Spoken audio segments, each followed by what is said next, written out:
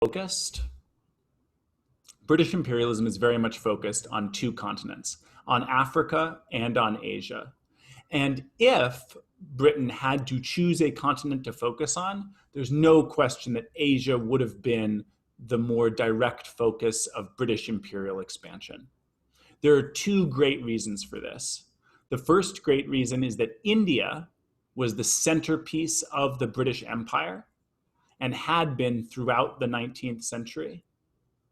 And I think the second reason is that forward-thinking imperialists realized that China would be the centerpiece of 20th century imperialism.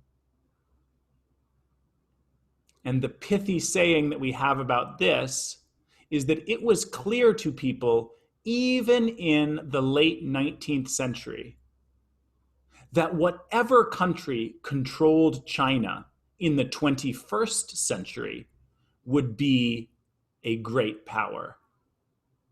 And the only thing that these forward-thinking imperialists didn't contemplate is, what if the Chinese are in control of their own country? Instead, they viewed it as which European power would be able to dominate China, which would be incredibly valuable, not just for its raw materials or its huge surplus of labor, but as potentially the largest market in the world for manufactured products. And so if we look at what Romain says about Britain being the world's factory, importing raw materials and exporting finished products, China had the potential to be the greatest market in the world for whichever country could gain access to it. So although the British focus then is going to be on Asia above all, that doesn't remove the focus from Africa. And the reason for this is that to get from Britain to Asia, you have to go through, by, or around Africa.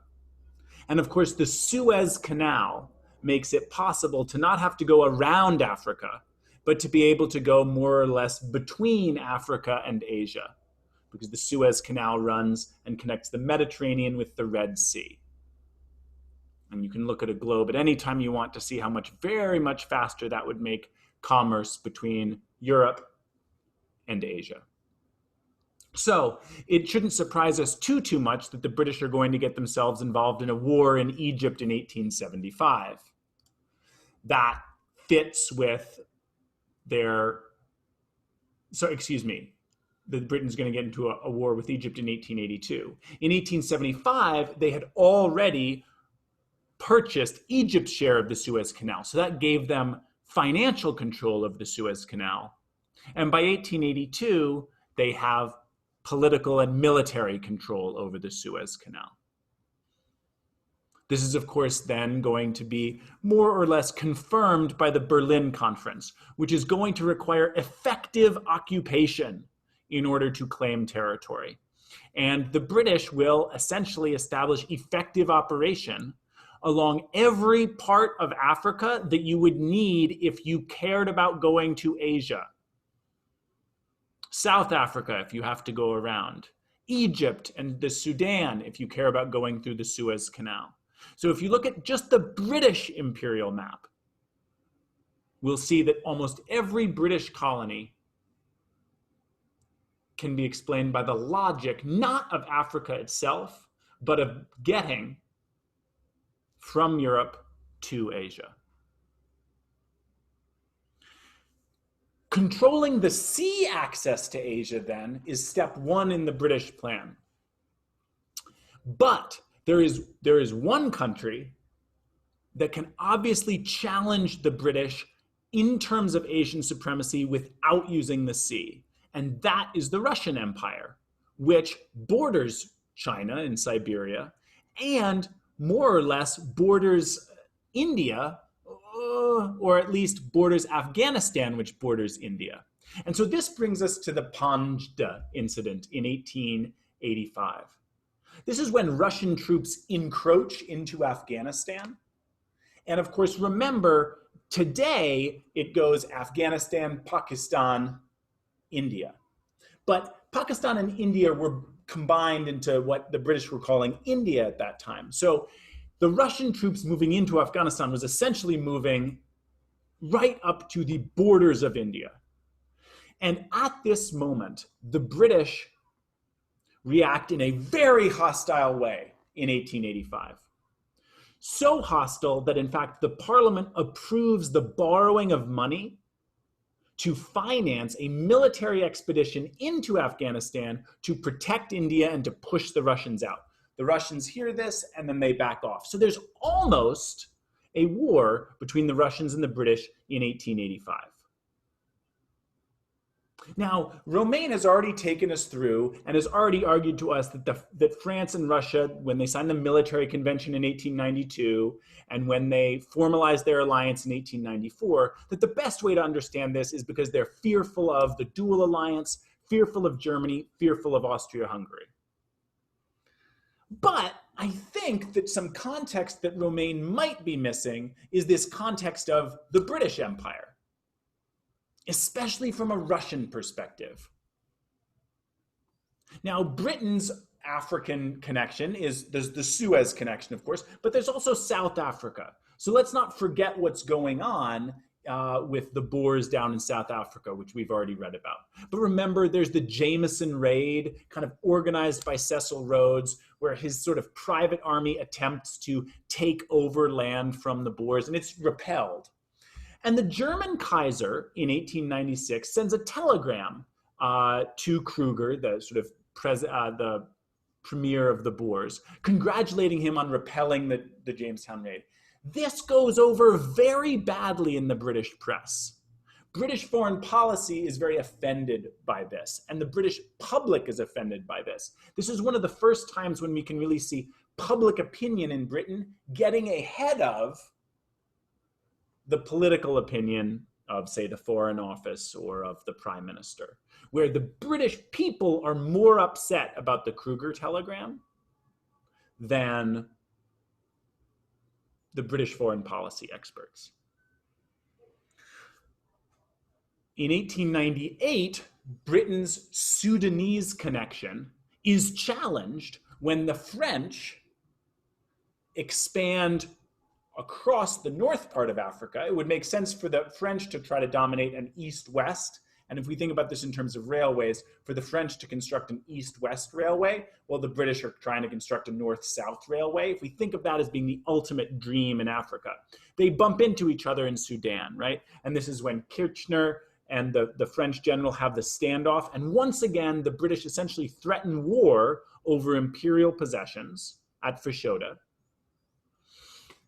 And the French back down. So we've now had, between 1885 and 1898, over this 15-year period, we've had two moments when the British have been willing to go to war over imperial possessions, both of which are connected with gateways to India or gateways to Asia. So they're willing to go to war to protect Afghanistan from Russian control. They're willing to go to war to protect the Sudan and therefore the Red Sea and the Suez Canal from French control. Britain in 1889, adopts the two-power standard. So what this requires is that the British Navy must be larger than the next two navies combined. All right, so this is a massive, massive commitment to naval spending. And this means that even one country's building up of its navy will influence the British to have to expand their navy. They've committed themselves to this. All right. And of course, it's 1899 when the Boer War actually breaks out. So Britain, which has threatened two imperial wars in the last 15 years, the third time they're sucked into one. And they actually do fight an imperial war in South Africa to defend their holdings in South Africa and to expand their holdings up into that gold mining territory. Well, if British naval supremacy is going to be challenged, the moment when that challenge may start to occur really is in 1900. And in 1900, Germany commits to doubling the size of its navy. And what this really means is that Germany is going to build a global fleet.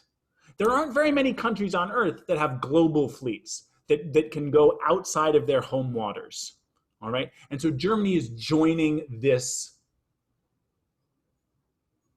family of nations that have a global fleet. So this is what is announced. Will it be the same size as the British fleet? Well, no, by definition not, right? It will always be much smaller than the British fleet, but it will make them a global power and allow them to project their power, perhaps not so much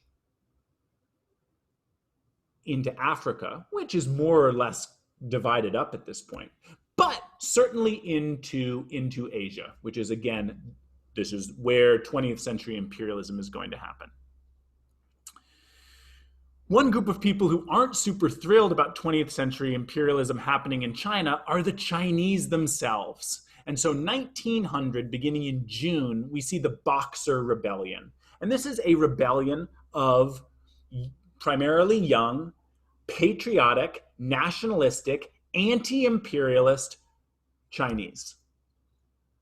And it's sometimes the idea of a Boxer Rebellion, the origin of that term comes because they're not using guns, they're using rather their fists. All right. And this isn't some insane plan, that we're going to win a battle because we only have our fists. These are the weapons that they have. All right. So the Boxer Rebellion, it might be better to think of this as a well-organized riot rather than an actual attempt at revolution. But it's very destructive. And eventually, European troops will be sent in. As you can see, they won't arrive until May of 1901. They'll be sent in and they will crush the Boxer Rebellion. And the Chinese government is going to be held liable for all of the damage that is done by this Boxer Rebellion. And so we'll need to pay off the debt to the Western countries for their property, which was damaged in China by Chinese, for the next several decades. Now, in 1900, the British enlist German support for something called the Yangtze Agreement. And the Yangtze Agreement is an agreement that Britain and Germany sign, which promises that they both will support what they call the status quo along the Yangtze River in China. Now, whenever anybody offers to preserve things the way they are and enlists an agreement to preserve things the way they are, I think a big question that we want to ask ourselves is, against whom? Who are the British and Germans thinking might try to change the balance of power in the Yangtze River Basin? And the answer here is definitely Russia. Russia is beginning to expand into China. In fact, Russia is going to use the excuse of the Boxer Rebellion to move its troops from Siberia down into the northern Chinese province, which is called Manchuria. So Britain enlists German support in October of 1900 to preserve the status quo, essentially to object to any Russian expansion around the Yangtze River. Now, in December, the Russians are able to force the Chinese government to grant them a concession north of the Yangtze, not in the Yangtze River Basin, a city called Tientsin. And Tientsin is not in the Yangtze River, but nevertheless, the British go to the Germans and demand that the Germans object to this Russian extension of power. Essentially, the British are hoping, with the German help, to do another Panjda, to force the Russians to back off of their imperial interests with the threat of war, this time backed up by not just their navy, but the German army. The Germans are not at all interested in getting into a war with Russia over its expansion into not the Yangtze River. All right. The Germans are able fairly easily to look ahead and see that if any war with Russia were to happen, it would be a land war. And it would be their army fighting against the Russian army, perhaps supported by the British Navy, but it certainly is going to be the Germans who are going to be bearing the brunt of this.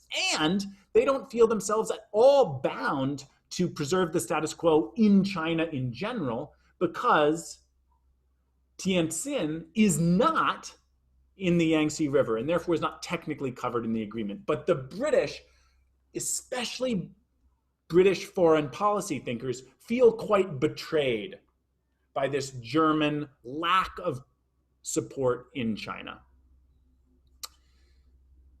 In 1901, and this is kind of a nice watershed moment, to use Jan Romain's phrase, Queen Victoria, up until that point the longest serving British monarch in its history, now Queen Elizabeth II is the longest serving monarch, she dies in 1901. And that really is sort of the end of an era. And as I've already said, then we have European troops arrive in China to put down the Boxer Rebellion.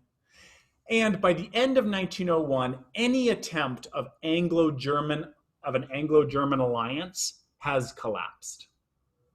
And so we are left with a situation here where Britain, who has really reveled in her splendid isolation throughout the 19th century, is now very much alone and is now facing an alliance of its two greatest imperial rivals, France and Russia, the refusal of Germany to come along under her terms, and increasing threats to her holdings in South Africa from the Boers, and in Asia from increased expansion of the Germans, the Russians, and even, as Romain told us, the French down in French Indochina. So that's my sort of scope of British foreign policy in the final quarter of the 19th century.